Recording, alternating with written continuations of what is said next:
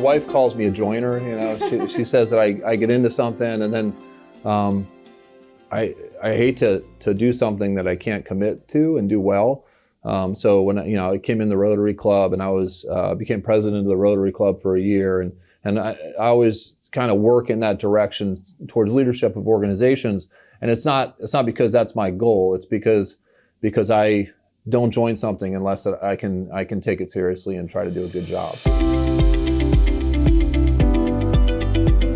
I moved to Florida when I was 6 or 7 years old, and my family moved over to Indian Rocks Beach when I was going into 9th grade. So these were my stomping grounds. I went to Largo High School. I came here in 9th grade. So I used to ride my bike from Indian Rocks Beach to hang out with friends in Largo, Taylor Park area, downtown Largo actually, and to school. So it was fun. I enjoyed the water a ton, living out there, and played Little League baseball in Largo. Yeah, so I spent about 9 years away. I went to UCF, and for my undergraduate degree, I came back actually and worked as a biologist for a year at the Suncoast Seabird Sanctuary back in the mid-90s. And then decided, my sister was in chiropractic school. I kind of looked into it and decided to go to chiropractic school with her up in Atlanta. And during that time, when I moved to chiropractic school, went to chiropractic school, my family moved away. My dad was worked for Honeywell, and he was transferred out to Houston. So none of my family lived here anymore. So I'm a research data guy. So I made a spreadsheet and I put all these different cities and things that they had to offer, and Largo, Pinellas County, this area was tied for the top of that list. So yeah, when I moved back here, I opened my own business as a chiropractic office in downtown, and started trying to get involved in the community. I joined the Chamber of Commerce, and at the time I was playing competitive ultimate frisbee with the team out of Tampa. And we were always looking for practice field space. We also hosted a couple tournaments each year, so we were trying to find nice facilities to host a tournament. So I was familiar with the soccer complex out on Belcher, and I thought, you know what, they'll probably rent it to us. So I called the city, and they didn't really have an answer. They said, well, you have to call Largo United or the Wolves or whatever it was at the time. So I called the soccer club, and they kind of laughed at my question. They're like, no, this is a soccer field. It's our soccer field. We don't play, no. And so I thought that was, my take was, it's just as much my field as a resident as everybody else's field. So we should have an opportunity to use those fields if it fits in their schedule and all that stuff. I understand the value of the program that's out there. So I started asking questions to people like Gay Gentry, who was a commissioner at the time in my Rotary Club, and some other people that were in the Rotary Club. And Gay said to me, because she's a former school teacher, she said to me, you should get involved, and you should be in the Parks and Recreation Advisory Board. So I'm like, okay, well, what's that do? Like, it kind of sets these policies and stuff, or gives advice on these policies and stuff. So I said, okay, that sounds right up my alley. So I volunteered with that, really enjoyed it.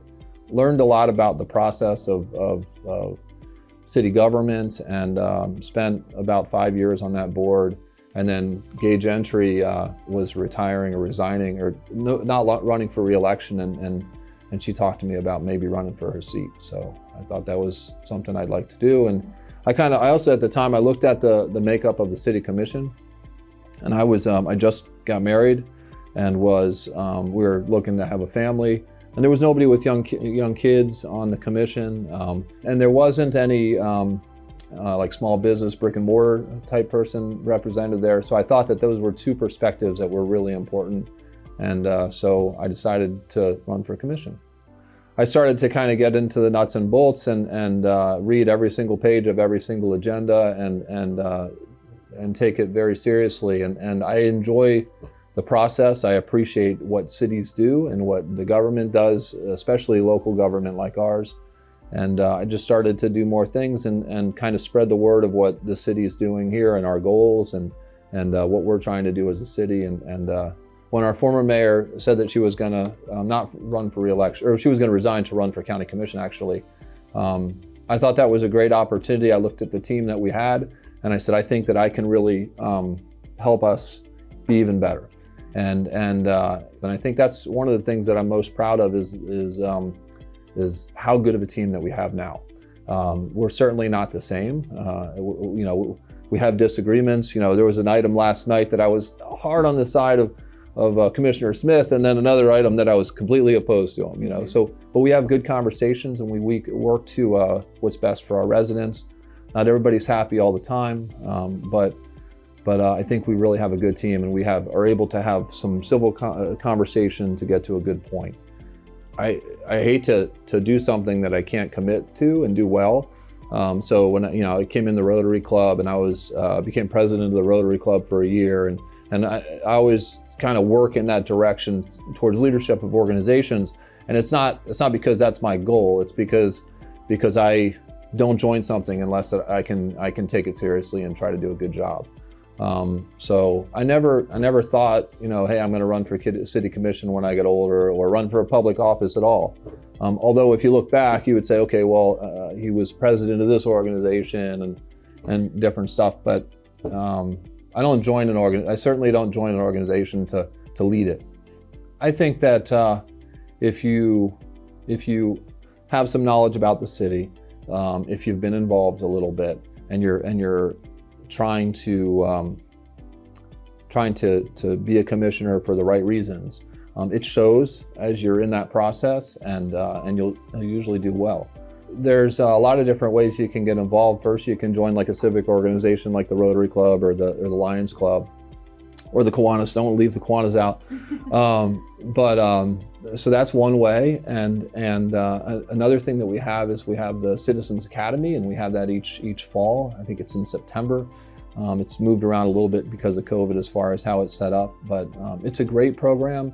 It really opens your eyes to everything that the city does for our residents. And it's a great way to get in front of the city staff and really get your name on the list to be on like an advisory board. You don't have to go through Citizens Academy to apply for or to get appointed to an advisory board. I didn't. I was on an advisory board for a couple of years before I even heard about Citizens Academy. But it certainly helps, and that's a great way, because you're really, I came into being involved with the city because I was involved with athletics and recreation, and that was kind of my niche. And I learned about every other department in a 10-week process during the Citizens Academy.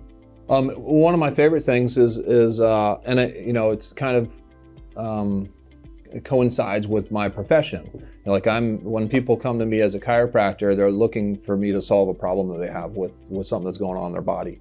And so oftentimes as mayor, the same thing. When I became mayor that year, I was like, okay, I need a second phone. I still have just one phone, but I started getting a lot more phone calls and a lot more emails and a lot more correspondence, people looking for help for an issue that sometimes it's the city, sometimes it's not. Sometimes I can help them, sometimes I can, try. I can't always help those folks, but I really enjoy that. I enjoy trying to solve problems for people and helping make their life a little bit better.